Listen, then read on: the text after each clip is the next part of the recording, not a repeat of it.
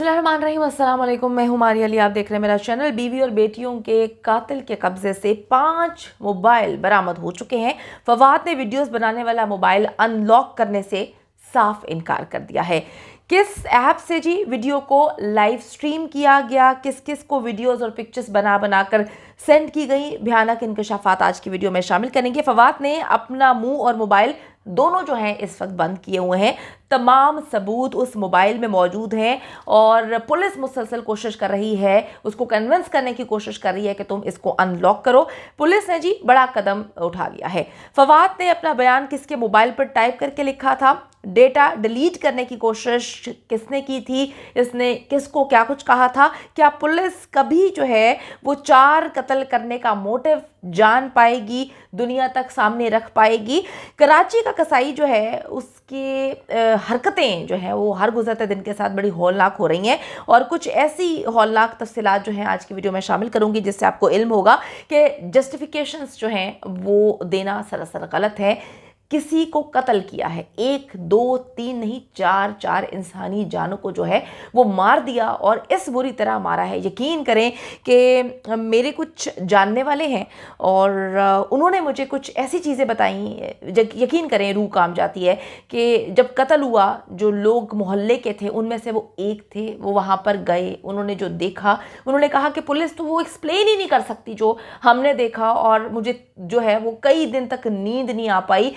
इतनी बुरी तरह जो है हुमा को मारा गया था। हुमा के चेहरे के ऊपर जो है वो चाकू के इतने निशानात थे, उसको इतना टॉर्चर किया गया था, यकीन करें कि दिल दहल जाता है जब इंसान ये सारी चीज़ें सोचता है। कराची का कसाई जी खुलकर अब पुलिस के सामने खड़ा हो चुका है। फवाद ने अपना मोबाइल अनलॉक करने से साफ इनकार कर दिया है। फवाद ने एतराफ़ किया है कि उसने अपने मोबाइल से भाई को सऊदी अरब वीडियो कॉल की थी और लाशों की वीडियो और पिक्चर्स भी इन्वेस्टर्स को सेंड की गई थी। लेकिन अब फवाद जो है उस मोबाइल को अनलॉक करने से इनकार कर रहा है, जिससे पुलिस जो है वो सोचने में मजबूर हो रही है कि ऐसी क्या क्या चीज़ें इसके अंदर मौजूद हैं जिससे ये जो है केस सॉर्ट आउट होता हुआ नजर आ रहा है। लेकिन फवाद जो है वो उसको अनलॉक नहीं कर रहा है। पुलिस के पूछने पर जी वो बताता है कि जी उसे अब पासवर्ड याद नहीं है, उसको भूल गया है, उसके सर में दर्द हो रहा है, उसको इल्म नहीं है कि जी अब पासवर्ड मेरा क्या है, वो ट्रॉमा में है, वो जो है ट्रॉमा से बाहर ही नहीं निकल पा रहा। तो इस तरह की कहानियां सुना रहा है। फवाद के ऐसे बयानात के बाद जो है पुलिस को यकीन होता जा रहा है कि 4 कत्ल का जो वाकया है वो उतना सीधा नहीं जितना दिखाने की कोशिश कर रहे हैं, जितना बताने की कोशिश कर रहे हैं और जो फैमिली मेंबर्स हैं जिनको बचाने की कोशिश की जा रही है उसके पीछे भी एक बड़ा मोटिव है। क्योंकि इतने खौफनाक अंदाज में एक ही घर में मौजूद होते हुए ये कौन सा जो है वो 50 कनाल का घर था कि जी ऊपर की आवाज़ें नीचे नहीं आई और चीखने चिल्लाने की आवाज़ आई भी, जिसे ये कह के रद्द कर दिया गया कि बच्चों को डांट रहा होगा। तो अब देखना ये है कि कौन कौन इस खौफनाक कत्ल में शामिल है, क्यों जो है वो ऊपर नहीं जा पाए और बाद में जब ऊपर जाती हैं इनकी वालिदा साहिबा उस वक्त वो जाती हैं जब फवाद जो है वो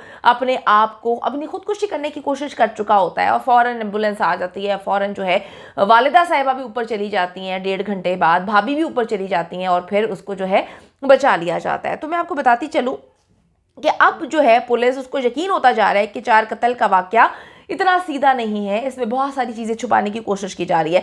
18 साल शादीशुदा ज़िंदगी जिसको उनकी वालिदा साहिबा बहुत अच्छे अंदाज में पोर्ट्रे कर रही हैं कि जी बहुत अच्छी ज़िंदगी थी, कभी इनमें लड़ाई झगड़ा नहीं हुआ, बड़े प्यार मोहब्बत से रहते थे। तो अचानक से ऐसा क्या हो जाता है कि फवाद ने अपनी बीवी और तीनों बेटियों को बड़ी ही बेदर्दी से कत्ल कर दिया। जो आई विटनेस हैं, यकीन करें मेरी एक आई विटनेस से बात हुई है, वो इस वक्त यहाँ पर वो कहते हैं कि मेरी हिम्मत नहीं है कि मैं आकर जो है आपके चैनल पर बैठकर जो है वो बात कर पाऊँ, ना वो ऑडियो जो है अपनी वॉइस देने के लिए तैयार हैं। वो कहते हैं कि मुझे नींद नहीं आती, मेरी लाइफ डिस्टर्ब हो चुकी है। जो मैंने वहाँ पर जाके देखा वो इतना हौलनाक था, इतना खौफनाक था कि अगर कोई भी नॉर्मल इंसान देखता तो वो जो है कहते हैं महीनों होशो हवास में नहीं रह सकता। मैं इस वक्त बहुत बड़े ट्रॉमा से गुजर रहा हूँ, मेरा उनके साथ कोई रिश्ता नहीं है, लेकिन जो मैंने हालत वहाँ पर जाके देखी थी वो अल्फाज में बयान अभी नहीं हो सकती। तो वो इस वक्त जो है मैं रिक्वेस्ट कर सकती हूँ, मैंने रिक्वेस्ट की, लेकिन वो कहते हैं कि मैं बताने की इस वक्त कंडीशन में नहीं हूँ। फवाद के हवाले से मैं आपको बताती चलूँ कि इन्वेस्टर्स से बात करने पर जो है वो पता चलता है कि फवाद उनसे जो है पिछले 5 सालों से इन्वेस्टमेंट ले रहा था और प्रॉफिट भी देता रहा था। फवाद ने बताया कि जी मुजम्मिल हैं, फैसल हैं, नुमान भाई, मकबूल इलाही, हामिद नवाज और रियाज जो हैं वो सरमायाकार थे जो नुकसान के बाद उसे अपनी रकम के लिए जो है वो धमका रहे थे।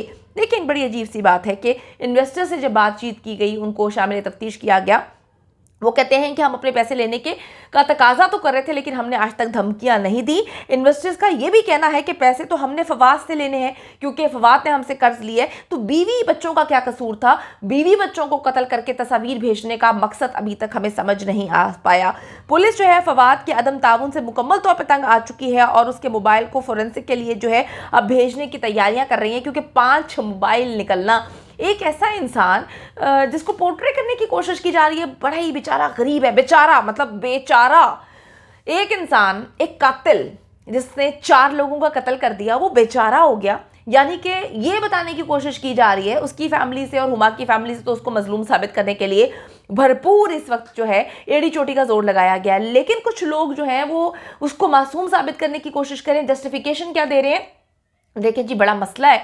मसला वो ये है कि हालात इतने ख़राब थे, ये हो गया वो हो गया। भाई खुदा का खौफ करें। हालात ख़राब होने का मतलब ये होता है कि आप अपने फैमिली मेम्बर्स को मार दें। कुछ खुदा का खौफ करें।